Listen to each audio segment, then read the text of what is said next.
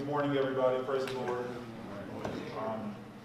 First, I want to say thank you, Mr. Johnson, and thank you to Big Brother Travis here for inviting me to join you guys and hopefully share one or two words of encouragement and then maybe one or two strategies that can help somebody along the way. Right now, I serve as a high school principal in Cincinnati Public Schools. This is my 5th year being a school administrator. Got into that journey through a unique training program at The Ohio State University. And I like to say my 9 to 5 is being a high school principal. It's really more like 6 to 9. And then, and then in the evenings, my family and I lost our mother, lost my mom in 2016, right before Thanksgiving. So season's upon us. So, you know, we went through our process and we grieved because that's, you know, the human side of who we are, and that's how it goes when you lose the one woman that brought you into the world. But eventually, we put our heads together and said, what do we do to honor what our mom was all about? And our parents, my mother and my father, were foster care parents for over 30 years. And so we decided we started an organization called Ohio Gap Closers, to where we can work to improve academic outcomes for foster care students. And so I feel really, really fortunate that my professional skill set has aligned with my passion, and that's how we got to the place of creating Ohio Gap Closers. And so what do I see good about today's youth? Creative, extremely creative, very innovative, and sometimes, you know, as a parent, I have a 12-year-old daughter as well, you just kind of get tired of that, why?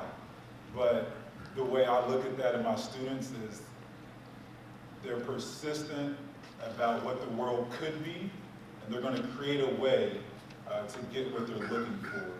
And so I don't see a lot of quitters. I see a lot of creative students, and I'm hoping we can cultivate that creativity and help them get their goals and dreams accomplished. Good morning, everybody. My name is Travis Porter. I'm also from I represent Ohio Gap Closers today. Professionally, I've been in the mental health field for over 20 years. Started off working at residential centers, moved to become a caseworker, specializing in oppositional youth, kids with behavior issues. So I ran the gamut of working with kids as mentors, kids in crisis centers, kids in schools, also doing some work with Franklin County Children's Services crisis, being a crisis mentor for some of their youth. So that's kind of been the start of my process of working with youth in our community. As my brother stated, my parents ran a group home, so I was always in the social services field and mental health field. Came to Columbus and attended Ohio Dominican and got launched into coaching through playing basketball there and football. Excuse me, my voice is kind of raspy today. But through Ohio Gap Closers, we try to help foster care kids in particular, but all youth, just to be able to improve their lives. I try to focus on communicating with youth and how to build relationships, which is what we want to hit on today. And so, in thinking about what's good about our youth, I would say the youth for today are very resilient. You know, you hear these terms thrown around on how soft the kids are today and how, you know, they're not like we were years ago. No, they're not. But they have a whole different set of issues and problems that they're dealing with, and at a much younger age than some of us had to face those issues.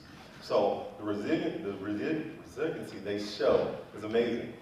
They come through and battle broken communities, broken country, broken families, and still show the resiliency to come back, fight back and fight through those things, become successful, become something that we can all be proud of. So that's something that I see that is good today. Challenges, some of the brokenness I was just speaking of, not being together in our own communities and own families causes issues for them to have to deal with coming through the system and coming through life right now. So just being divided, being a divided country, being divided families is a huge issue that they're facing. So in your work with the Ohio Gap Closers, you have the opportunity to access youth directly. most of the men in this audience today don't have that opportunity. Can you speak to some of the strategies or techniques that we as men in the general public, or even through our church or other organizations that we connect with, or when we interact with youth in the shopping mall or in the store, what are some things that we can do to connect with our youth? So just to clarify, through How Gap Goes, we mostly work with the people that touch the lives of those kids. So a lot of times we're not working directly with the youth, we're working with the parents, we're working with the schools, we're working with the teachers and the people in the community that touch the lives of all the kids in the community. But some things that we can do is be intentional. We want to be intentional about how we interact with them. And a term we use in social work is meeting them where they're at. So we got to put ourselves in position to understand where they're coming from, understand how they're communicating. Are we speaking the same languages?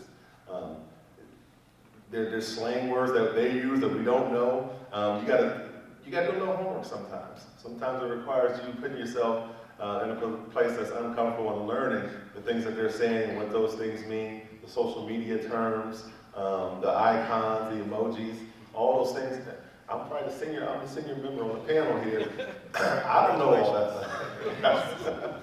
I don't know all those things, but being intentional about learning some of those things and interacting with them in the things that they enjoy and the places that they go and the things that they do, trying to get involved in those activities and places and things to build relationships. The biggest thing that everybody on the panel seems to be communicating and talking about is relationship building. That is so huge. And that's so much needed in the community today. There's a great kid psychologist named Bruce Perry who talks about one relationship can change a kid's life.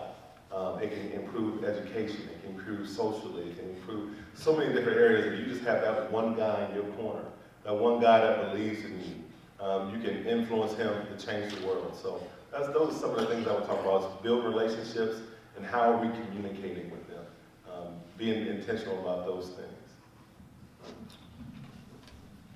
Thank you. So I am all in on technology. And I think I work in a multi-generational workspace. I work with students as young as 12 years old. I work with teachers that are certainly the same age as my father and beyond. But I do believe one skill set that I like to help us understand today is what I call becoming an e-parent or an e-advocate just for electronic communication.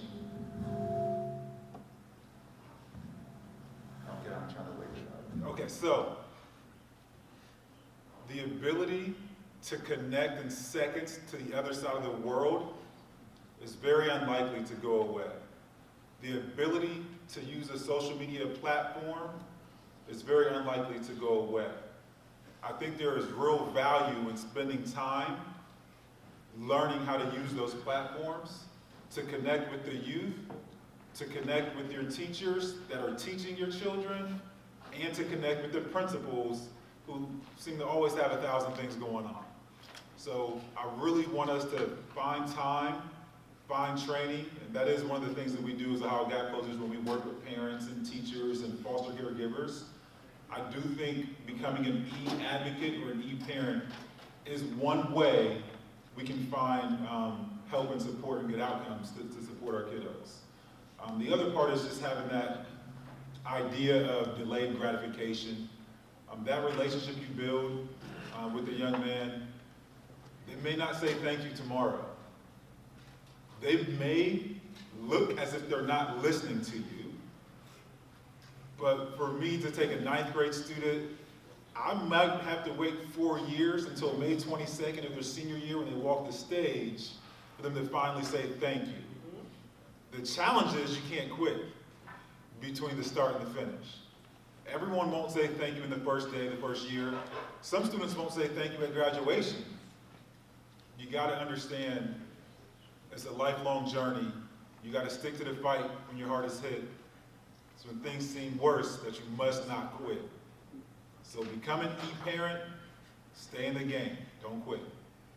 So, Brother Travis, on that note, can you talk a little bit about the respite care part of the foster care system? And there may be brothers here today that don't know about it as an opportunity to reach some of those. So respite care is just temporary caring for kids from the foster parents that may need a break, maybe a night, maybe a week, maybe a weekend, but you're temporarily housing those kids to give those primary foster care parents a respite, a break from their interaction. The parents could go on a little trip or whatever they may need to do, but they basically get a break and you provide services for them.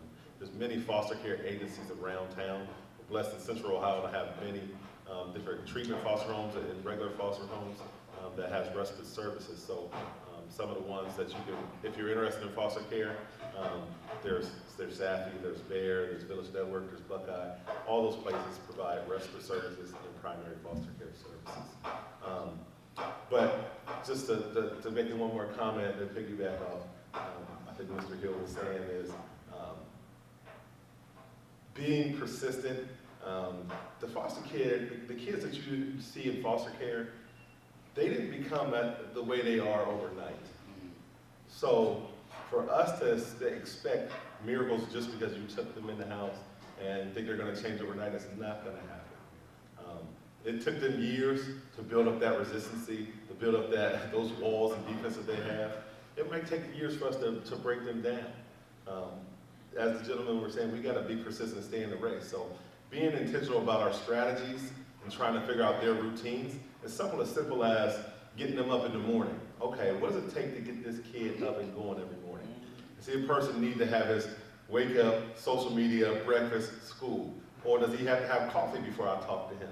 Or does he have, you got to figure out those routines. So as a parent, we have to be intentional about what those kids need every day to try to figure out how to help them and how to get their day going the right way. Because if those kids aren't what we call regulated, they're not going to be productive at any point in the day.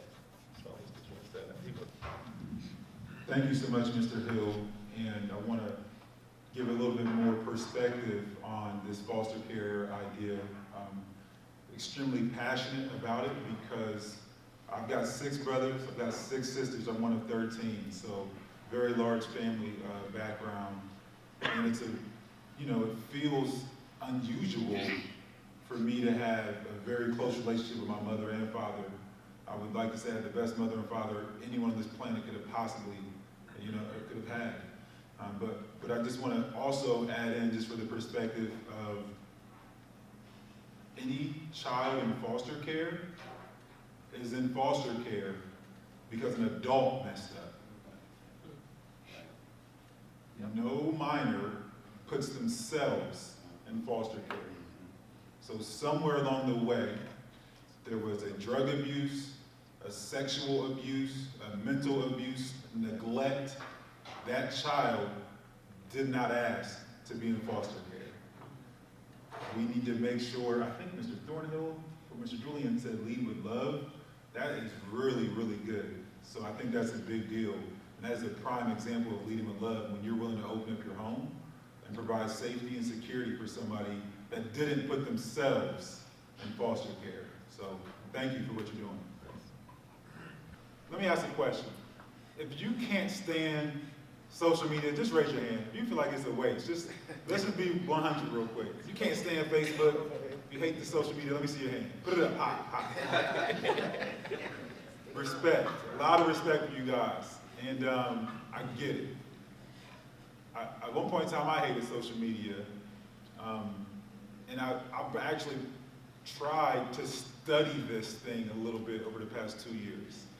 And, historically, when the radio came out in the 1920s and 30s, like, people were probably a little bit intimidated by, wait, you're in Washington, D.C. and I can hear you? And then in the 1940s and 50s, when the black and white TV came out, you're like, wait a minute. The Wizard of Oz, I can see this, right? So, respectfully, as I said earlier, this is not going away. We will benefit from taking the time to learn it and to be intentional about it. So, short plug, you can find information about Ohio Gap Closers on all of those platforms. platforms. And it's the same name everywhere. So it's OhioGapClosers.com, Ohio Gap Closers on Twitter, Ohio Gap Closers on Facebook, LinkedIn, TikTok, Instagram, it's all there. Now, back to your question. Because you got a kid and you want to know how does this work. My grandson, he's 10 years old, he got a phone, he got an Instagram account. Yes, sir. And I was asking my daughter, you know he has an Instagram account? She said, yeah. And I was like, why you letting him on that? That's videos and stuff, right? Mhm. I asked her, why does he have an Instagram account at 10 years old? And she said, all kids have it. Yeah, all kids don't. I think 10's probably too early. But I think what I really, and my wife and I are opposite. We're black and white. She hates it, I love it. I do it too much, I get it. So I do think you want to slow down on doing it too early with children because they've got to build up that self-esteem first. They got to know themselves a little bit first because you can meet some pretty bad people if you don't know yourself, if you don't have self-esteem, and if you don't have adults around you to shield you from the world. It's not social media's fault. It's the bad guy's fault. And they're in the world with a phone or without a phone. There's always been negative things that happen. I think social media exposes some of what already happens. And so that's my own personal stance. I know that's contradictory with a lot of people. In a school setting, if a student is wanting something, they know how to advocate or they don't know how to advocate. I encourage you all to become e-parents so you can advocate electronically because on the other side of that email, I don't know if I'm talking to one person, if that one person's an attorney, I don't know if I'm talking to a community of people, but I've got to respect it as a professional educator and as a school administrator. And so, although I respect what's being yelled at me in the hallway and in the lunchroom, and I know you're mad at the football game on Friday night, but I encourage you to get into that e-parenting world because that's going to provide a little bit stronger voice when you deal with systems. So I don't think you should run away from tech. I don't think you should run away from social media. I think you should spend time studying and learning how to use it. Dr. Wise, this will be our final question. Yeah, well, here's a comment. Yes, sir. We're talking about to do something. Yes. Would it be a good idea if we had a class on social media for grandparents or something like that, old people, whatever? Because part of what George's frustration is not that I'm thinking, is not just that his grandchild is on it, but I don't know what it is. Not get monitored.